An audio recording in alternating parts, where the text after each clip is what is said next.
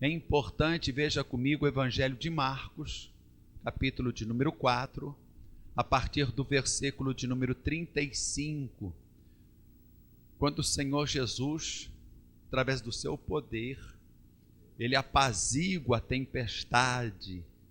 E naquele dia, diz a Bíblia, sendo já tarde, disse-lhes: passemos para outra margem, passemos para o outro lado. E eles, deixando a multidão, o levaram consigo, assim como estava, no barco. E havia também com ele outros barquinhos. E levantou-se grande temporal de vento, e subiam as ondas por cima do barco, de maneira que já se enchia de água, e ele, Jesus, estava na popa, dormindo sobre uma almofada. E despertaram-no, dizendo-lhe: mestre, não te importa que pereçamos? E ele, despertando, repreendeu o vento e disse ao mar: cala-te, aquieta-te. E o vento se aquietou, e houve grande bonança. E disse-lhes: por quê? Por que sois tão tímidos? Ainda não tendes fé? E sentiram um grande temor. E diziam uns aos outros: mas quem é este, que até o vento e o mar lhe obedecem? Amém, igreja? Preste atenção nessa ministração, e nós vamos tirar do texto algumas lições espirituais. Quando o Senhor Jesus dá ordem aos seus discípulos: passemos para o outro lado. Você percebe que o tempo do verbo, passemos para o outro lado, o verbo está no plural. No plural. Jesus estava se incluindo. Ele não deixou os seus discípulos sozinhos. Amados, e nos diz aqui a Bíblia que uma tempestade muito forte deu contra aquela embarcação. Levantou-se um grande temporal de vento e subiam as ondas por cima do barco, de maneira que já se enchia de água. Amados, você concorda comigo que pelo fato do Senhor Jesus estar ali, presente, junto com os discípulos, aquela embarcação não corria nenhum risco? Jesus estava presente. Era praticamente impossível Jesus ali presente, aquele barco ia a pique, afundar, naufragar. Tudo indicava que seria uma viagem tranquila, não é verdade? Jesus presente no barco, junto aos seus discípulos. Só por isso já seria impossível aquela embarcação afundar. Os discípulos, homens experientes, sabiam controlar a embarcação, dominar o mar, as ondas, a tempestade. Mas foi uma tempestade tão forte, amados, que eles usaram de todos os meios, a experiência, capacidade, para tentar salvar aquela embarcação. E onde é que Jesus estava?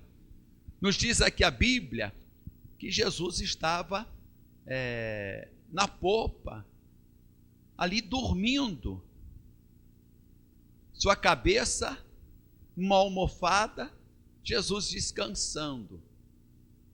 Aí você já se pergunta, mas pastor, como isso é possível? Em meio a uma tempestade, Jesus dormindo. Amados, Jesus estava cansado. Você percebe no texto, acompanhe comigo por gentileza, logo no primeiro versículo que foi lido, Marcos capítulo 4, versículo 35, naquele dia, sendo já tarde, já era tarde, Jesus havia tido um dia repleto, cheio, ele estava cansado. Sendo já tarde, disse-lhes: passemos para outra margem, para o outro lado. E eles, deixando a multidão, o levaram consigo, assim como estava. Ou seja, não deu tempo para nada. Não deu tempo para nada, né?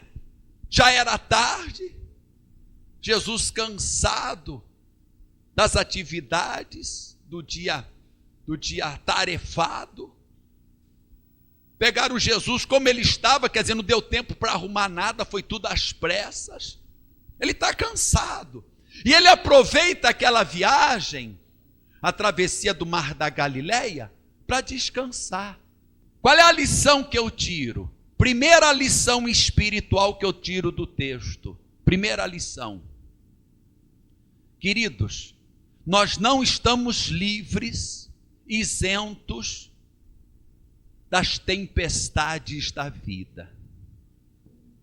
Mesmo Jesus estando presente na nossa embarcação. Então, você pode até passar por tempestade, mesmo Jesus estando presente na tua vida. Mas graças a Deus que Ele está presente na tua vida, e você vai poder chegar do outro lado. Diga glória a Deus e aplauda bem forte a palavra do Senhor. Segunda lição que eu tiro do texto, que é possível você ter paz no teu coração, mesmo em meio à tempestade.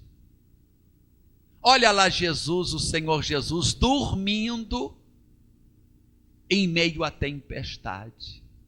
É necessário que você tenha paz no teu coração. Jesus estava em paz, por isso que ele dormia. Jesus descansava. Ele descansava em meio à tempestade. Ele estava em paz. Jesus sabia, igreja, que ele iria chegar do outro lado. Qual foi a ordem que ele deu aos discípulos? Passemos para o outro. Passemos para o outro. Não foi esta a palavra que ele liberou? Foi esta a palavra. E a palavra de Deus tem que se cumprir. Quando o Senhor Jesus, ele disse: passemos para o outro lado, amados, nada e ninguém poderia impedir desta palavra se cumprir. A palavra de Deus é verdadeira.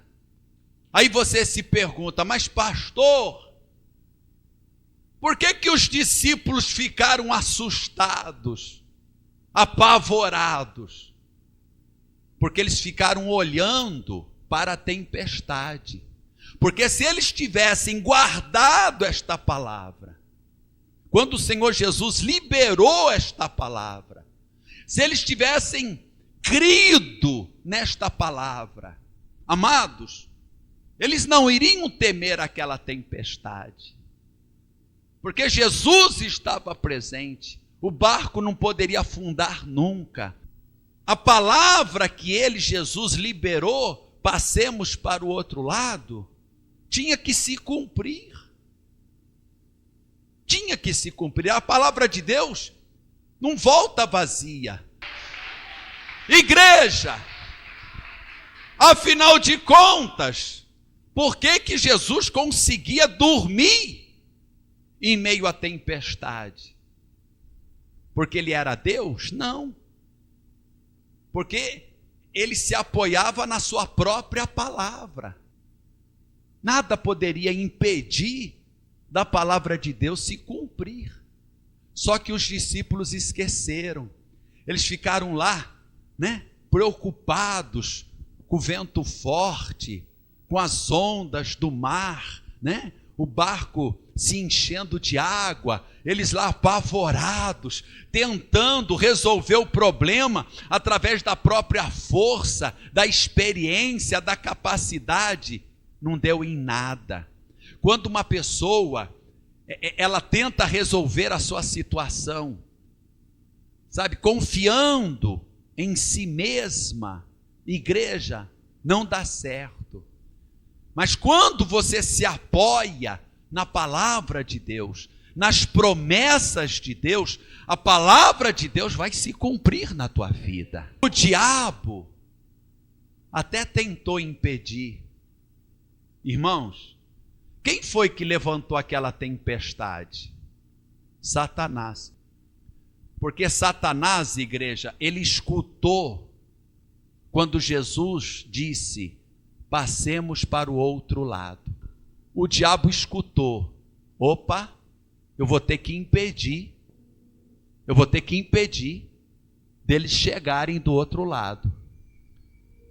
Porque ele vai lá com uma missão para libertar aquele endemoniado, aquele que está preso nas minhas mãos. E eu quero dizer para você que está aqui: Deus tem uma missão na tua vida. Deus tem algo a fazer, a realizar com você. E o diabo vai fazer de tudo para impedir de acontecer o que Deus tem a realizar com você. Ele vai levantar uma tempestade para te fazer afundar. Mas eu quero te perguntar: Jesus está na tua embarcação? Jesus está na tua vida, igreja? Enquanto o diabo levanta a tempestade, oh glória, Jesus traz a calmaria, Jesus traz a bonança. Diga glória a Deus. Oh glória!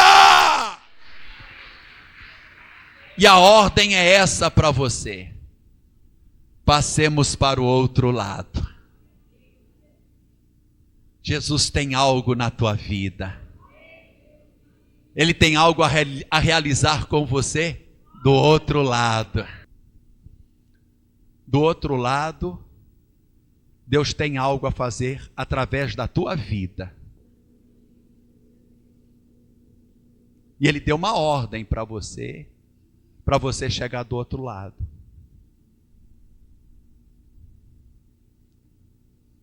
O que é que está te impedindo de você chegar para o outro lado? Obedecer à ordem de Deus. O que é que está impedindo você de chegar do outro lado? O que é que o diabo armou para te impedir você de chegar do outro lado? Jesus tem algo. Tem algo com você do outro lado. E você tem que chegar lá. Se Jesus mandou, passemos para o outro lado, vai na certeza que nada e ninguém vai te impedir de chegar do outro lado. Maior é aquele que está em vós, ele está na tua vida, ele está na tua embarcação, e você vai chegar lá, porque Jesus é contigo.